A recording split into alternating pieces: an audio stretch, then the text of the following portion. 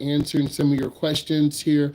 How many accidents have you been in? How bad were they? So I have not been in any accidents at all. Why? Because I'm a good driving instructor. I take my time. I explain to my students the process. The most dangerous type of maneuver is making left turns. A lot of beginning drivers panic. They hit their brake instead of the gas. So it's extremely important that you trust me, you listen to me, and you understand me. And if I think there's a disconnect, maybe you are stressed or tired, or you have anxiety, or you had a fight with mom and dad, sometimes those things happen. And if I think you are in one of those situations, I'll cancel the drive. I look at your body language. I look at your hands. I look at your eyes. Are you sweating? Are you nervous? Are you cognitively aware? So I've never been in an accident and I don't plan on it. If I'm tired or the weather is really bad, we will cancel. Or if you're tired, let's pretend, Aaliyah, you play video games all night and you're not that good. I'm better than you. And you're tired. You drive at 9 o'clock in the morning, you're falling asleep in the wheel. I'm going to cancel your drive because I'm not in a hurry to train an adult or teen who is not ready to drive. And there are a lot of emotional things. What is the point of having high beam lights if they don't help you in the fog? Or Dominic, what you don't understand is that, again, there are fog particles. Fog, rain, sleet, and snow, they're precipitation. They're an atmospheric condition. And because you don't understand that, you think, no cap, Dominic, we should have high beam headlights on. You can't have your high beam headlights on and fog because the bright beams will reflect back in your face. So you say this because you haven't been in a car or driving in fog, but you've been in the car with your mom and dad and they've driven in fog. So it really does not work. And if we're lucky enough at driving fog, Dominique, I'm going to have you turn on the high beam headlights. And then you'll say, I guess you're right. So you haven't experienced that yet. So you don't know. So you could have your high beam headlights and blinding yourself. It's a good question. Uh, will we practice the weave lanes if not required? I practice everything, Olivia. Everything to prepare you for the road test, to prepare you for adulthood. It's really important that I prepare you. Some instructors just go through the motions. They drive you on a straight road. They drive you in a neighborhood all day. They drive you in a downtown area all day. I mix up the routine, neighborhoods, roundabouts, weave lanes, dirt roads. I mix up the routine to really prepare you because this job is so important. And if your instructor was lazy and didn't really prepare you, you're going to struggle at 15, 17, 19, 20, 25 because you are learning the foundations of driving. It is only going to get more intense as you go along. Either you're going to be one of two type of drivers. You're going to be the type of driver that has anxiety and you're going to be very scared to go out in traffic, very scared to go out in the morning, in the afternoon, in the evening, rush hour, bad weather, and you won't ever really feel comfortable. And then you're in your 20s, you're in your 30s, you're in your 40s, and you never really ever feel comfortable. So you have to have someone with you, which is fine, or you'll never take a trip to go see grandma in Kentucky or your uncle in Nebraska. Driving, because we live in the United States, is so important. So if your parents don't really take you out, then you're not really going to feel comfortable. And you won't ever really go to downtown Detroit, downtown Chicago, downtown Houston, Texas. Okay? So it's really important these first few years, you really have someone who's going to coach you and support you. Just going through some questions. You want to go into your turn slow. You want to take your time. Keep putting in your questions.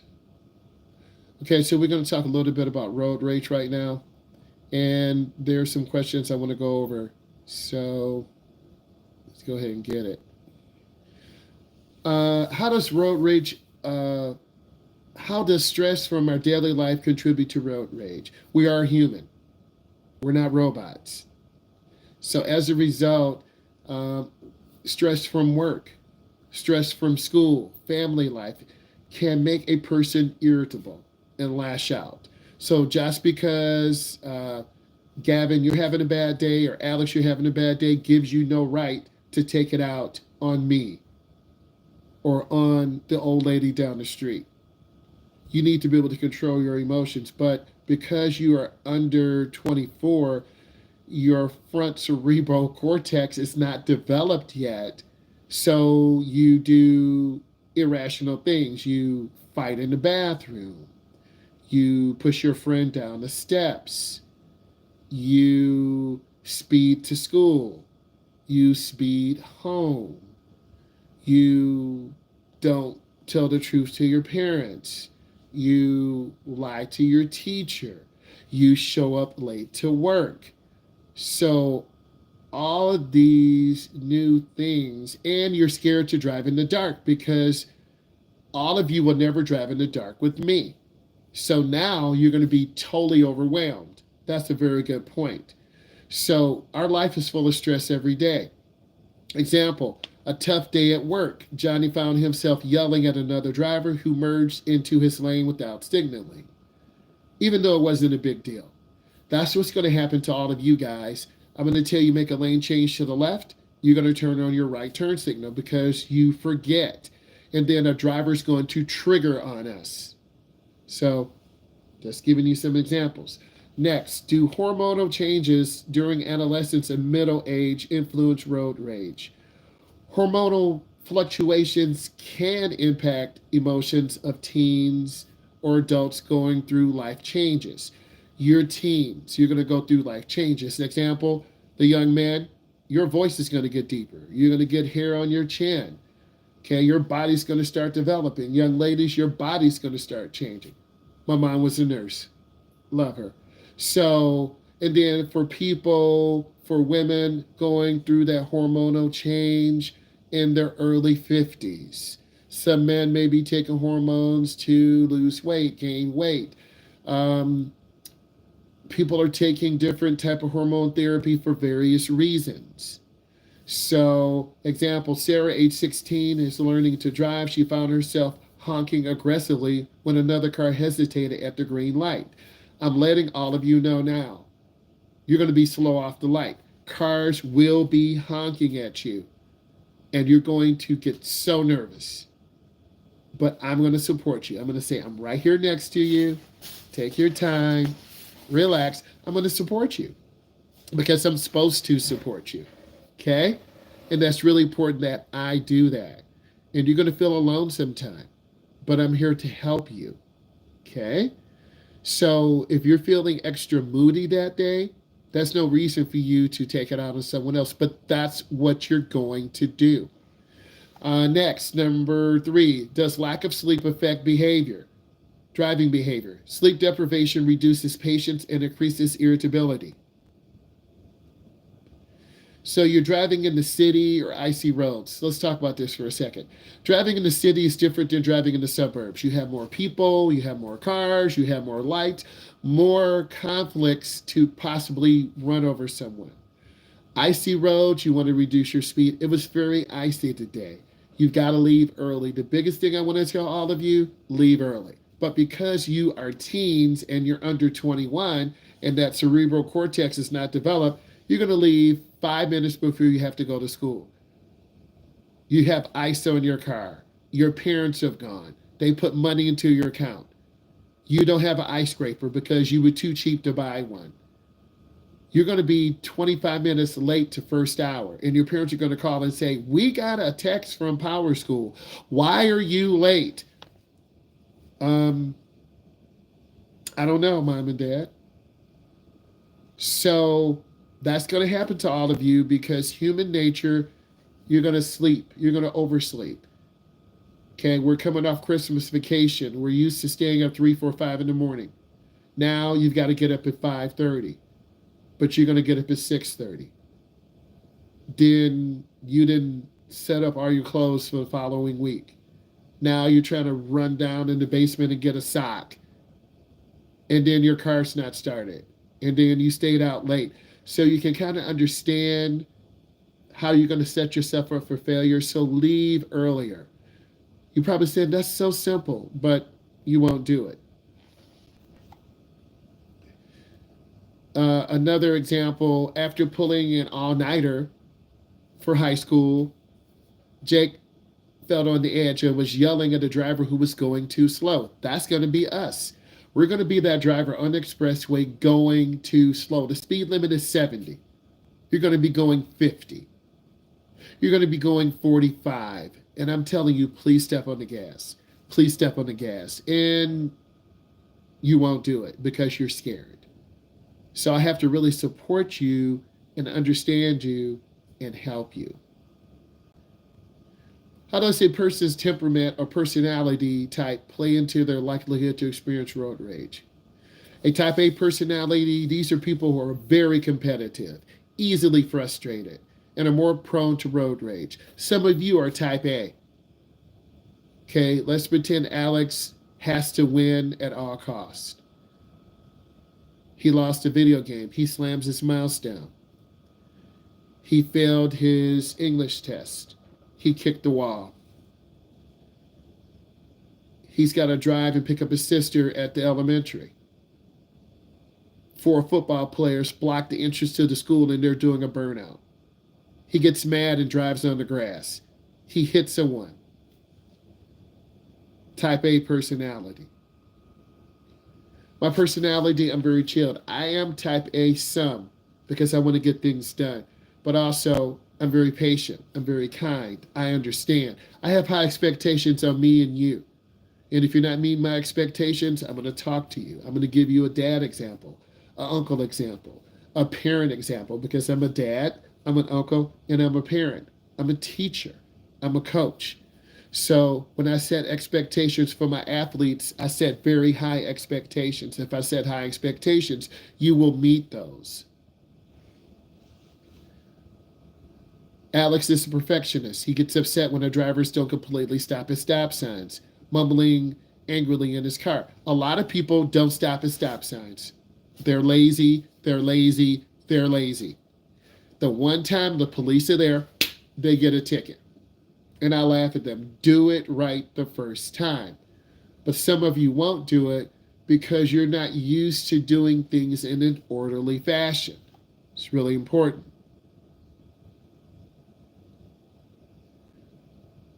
Do unresolved anger management issues escalate into road rage? People with unresolved anger management issues may have a difficult time controlling their reactions while driving. Let's pretend that Olivia, her friend tripped her at school. All your friends laughed. They took pictures. They posted on social media. The picture of you sliding on your face went viral. It had 1 million views. You're very angry. You drive in the parking lot. You saw the girl who pushed you. You're going to speed up to her and slam your brakes, but your brakes don't work, and you accidentally run her over. So people do carry unresolved anger inside. It's like a fuse ready to pop, and you've got to relax and let that go. But a lot of you can't. Okay? Sam struggles with anger management. He once stopped his car to confront another driver who accidentally cut him off. That's what your friends are going to do in the parking lot. That's why high school parking lots are the most dangerous place. How does poor emotional regulation contribute to aggressive driving? Drivers who cannot manage their emotions are more likely to be impulsive, running a light, cutting off a car, speeding in the parking lot, drifting, cutting off cars, trying to be the first one out of the school. A lot of you will do this because you think it's a game, but it's not. It's very deadly. Drivers who cannot manage their emotions are more likely to be impulsive. Jenna, frustrated by traffic delays, repeatedly slams her steering wheel and shouts, even though she knew it would help the situation. You'll see drivers banging on the steering wheel. hitting the dashboard. For why? They can't do anything with that. They're angry, they're mad, and they are waiting to ignite on someone. Emotional factors. How does heavy traffic trigger aggressive driving? During rush hour, Dave keeps switching lanes aggressively, honking at slower cars. Us, younger drivers, older drivers, middle aged drivers, student drivers, frustrated. Some drivers get frustrated at traffic. And you can really see those types of drivers. They're cutting lanes back and forth. They're slamming. They're trying to cut off, cut in. Either you're going to be that type of driver or you're going to be really calm. I don't know until I get you in the car. Okay?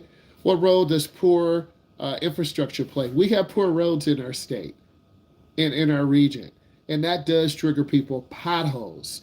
It's very hard to hold the steering wheel straight. Lily got angry and cursed loudly when a bump caused her to spill her coffee. I didn't help you went to Starbucks and you spent $20 on 2 coffees. Okay? So you have to learn to calm down and take the good with the bad. Number 10, does road rage occur more frequently in urban areas compared to rural areas? Example, Mark used to rural areas finds himself shouting at drivers in a busy city with merging lanes feel chaotic. I agree. The closer you get to a downtown Detroit, downtown Chicago, downtown Houston, Texas, downtown Los Angeles, California, you're going to have more people, 50,000, 100,000, 125,000, who don't care about you. They're trying to get to work. They're trying to get home. Okay, I saw 2 Teslas this morning doing about 80, no hate, in icy weather. And I'm thinking to myself, they must be on that autopilot, that auto drive, right? So you've got to really keep control of your emotions.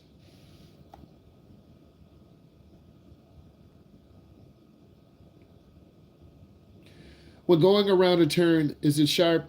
You always have to slow down before you get into a turn. But as a beginning driver, you don't know what a sharp turn is. So in essence, you're going to crash. And if your instructor doesn't teach you, you're going to crash. If you get comfortable running yellow lights, we're going to get hit. But if your mom and dad run yellow lights, you think it's normal.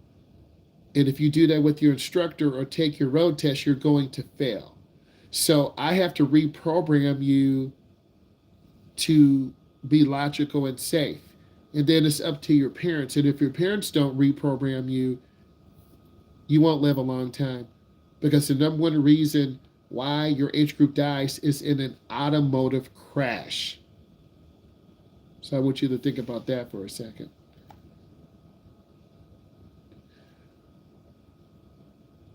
How do long commutes impact drivers' patience? For example, an hour-long commute, Hannah was so irritated by slow drivers in front of her, she sped up past him angrily. None of you will be in deep driving. The lesson is an hour. I switch you every half an hour. We stretch our legs. I keep your mind engaged. You won't get into a deep drive driving from a suburb area to a downtown area. You're going to be doing that with your parents. Many of you will cry, be overwhelmed, be scared. Those big cars and trucks will eat you up. As a result, you're going to be very panic stricken. I say this not to scare you or cap on you. I say this to tell the truth because we really want you to be prepared. And your parents who do that deep driving with you, the state has set aside 1 hour to drive a person who is under 18. Once you're over 18, then the rules change. You are timed out of driver's education and you now need to get your TIP. A TIP is a temporary instruction permit. You got to go to Secretary of State. You've got to take a test. You got to drive with someone 21 or older. When you feel comfortable, then you're going to have to take your road test. So that 14.9, 15.9, 16.9, 17.9, that's kind of your safe haven. And a lot of young teens are waiting till they're 17, 16, 16 and a half, 17 and a half. Or some of your parents are like, you know what, you're so disrespectful, you don't listen to me. We're going to wait for your 18. And then you need to go pay for it and take care of it because driver's education is very expensive. So long commutes can trigger road rage a little bit. What role does extreme weather play? Extreme weather does play a critical role because you're impatient, you're hitting the gas really hard, you're hitting the gas really slow, you're hitting the brake too hard, hitting the brake too fast. You have to adjust your speed and position for those conditions on the road. But because you don't have experience driving on black ice, driving in fog, driving in rain, you're going to drive at normal speed. And if you drive at normal speed, you're going to be dangerous. Our state has something called you must drive at a speed that is safe and reasonable for conditions on the road. If it's 70, you might have to drive at 60. If it's 50, you might have to drive at 40. But you don't understand that because you're running late and you're driving 20 and people are driving 50 and then you crash. So there's so much to learn and we're focusing on that road rage point right now. We got about 9 minutes. Stay with me. So extreme weather does play a role. Driving in the rain. Ben got annoyed by drivers slowing down, yelling, "It's just water, not a hurricane." Well, say that to people who live in Florida. Say that to people who live in Mississippi. Say that to people who live in those coastal states. They'll come out and choke you. Okay? We don't have a lot of natural disasters in our part of the region. We don't. But a lot of people do. Social influences. Does witnessing other aggressive driving increase road rage? I believe it does. Paul watched another driver aggressively cut off someone, and moments later he did the same thing, justifying it's normal here. So if your mom cuts off people, your dad cuts off people, you're like, well, my mom and dad do it. It's not normal. And you're going to cut off the wrong person, and they're going to follow you back to your home, and there's going to be an altercation. And then I'll be seeing you on TV or seeing you in juvenile hall because I used to be a probation officer.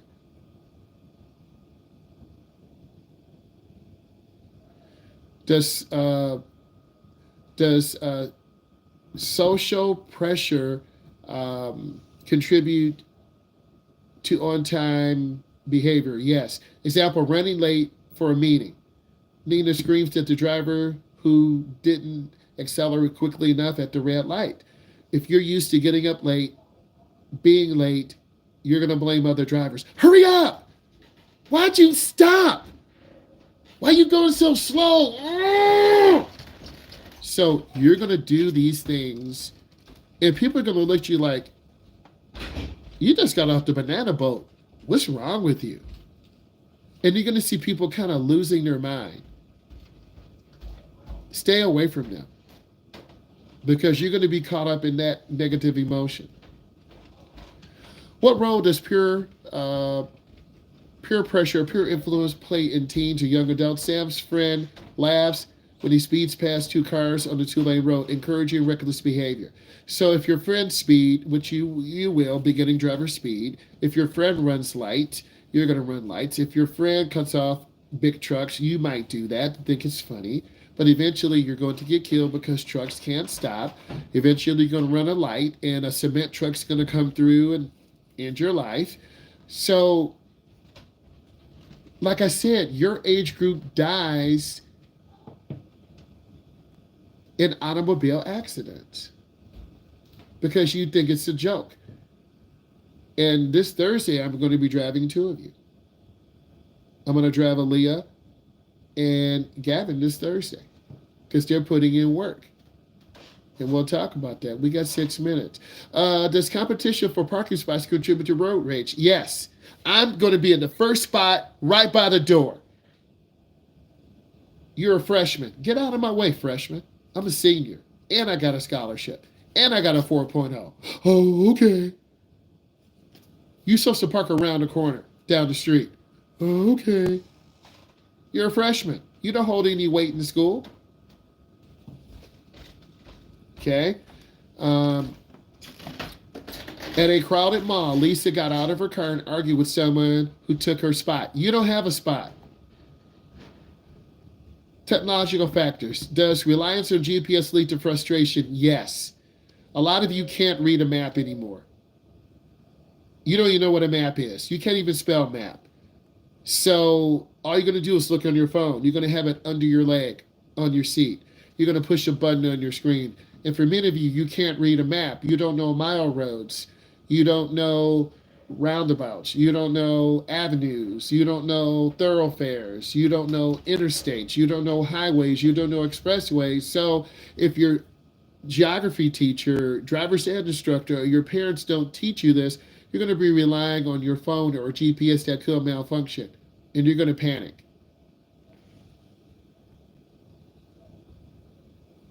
Tom missed a turn because his GPS lagged. Then he argued and blamed the stupid app while he's punching the steering wheel. Okay? Tom can't read. Tom got frustrated. How does distracted driving provoke other drivers? Karen honked repeatedly at a driver who texted at a green light, yelling, "Get off your phone!" And people will do that. They'll call you out, and I think it's good. Does aggressive driving video games encourage real-life driving? Jake is a fan of racing games, often tailgating and weaving through traffic like he was playing the game. Yo, yo, yo. So video games don't represent real life, but you think they do. You cut off the wrong person, they're going to cut you off and put you into a curve.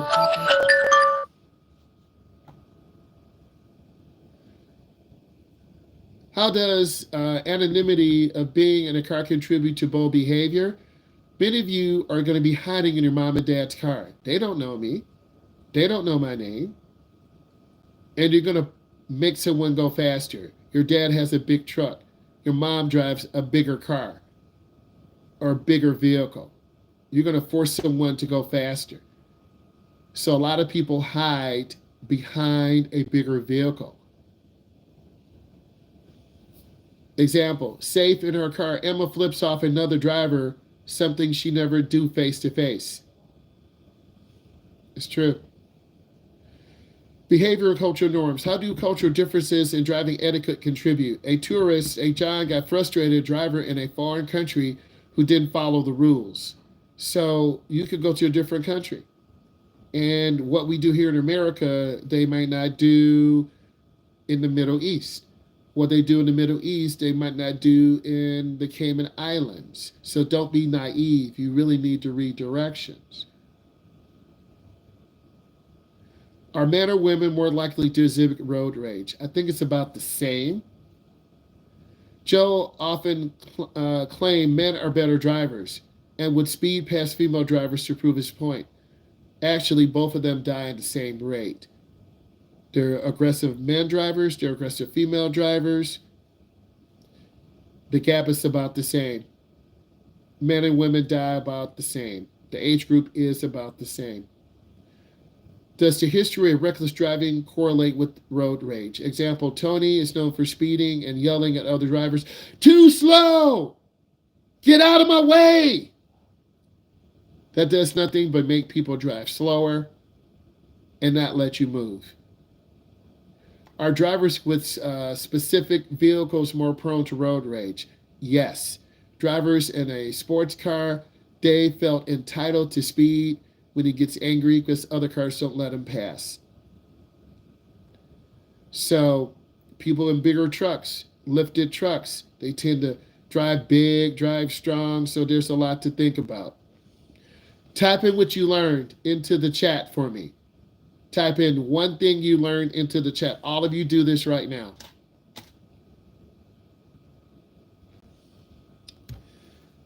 I thought this is a very interesting class, and I have more on this, and we'll do a part 2 tomorrow. I need you to look at the video, leave comments. Bye.